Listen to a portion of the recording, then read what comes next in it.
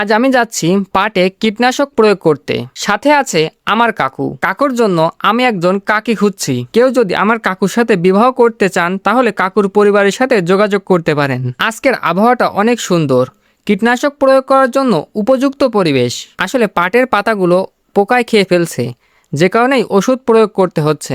এর আগেও একবার ওষুধ দেওয়া হয়েছিল, কিন্তু সেই ঔষধ বৃষ্টির পানিতে ধুয়ে গেছে, যে কারণে আবারও এই সেম ওষুধটাই প্রয়োগ করতে হচ্ছে। আর আমি আগেও বলেছি, কীটনাশক সবসময় বিকেলে প্রয়োগ করলে সবথেকে বেশি উপকার পাওয়া যায়।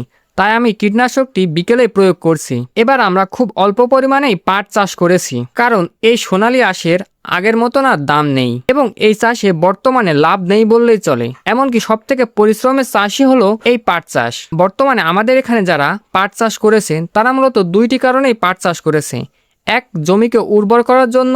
দ্বিতীয় কারণ, এমন একটা সময় যখন পাট চাষ করা ছাড়া বিকল্প কোনো চাষের পথ খোলা নেই, যে কারণে বাধ্য হয়ে পাট চাষ করতে হয়। আমরাও ঠিক তেমনই এক প্রকার বাধ্য হয়েই এই ৮ কাঠা জমিতে পাট বুনেছি, কারণ এই পাট চাষ করা ছাড়া এখানে বিকল্প কোনো চাষের সুবিধা নেই।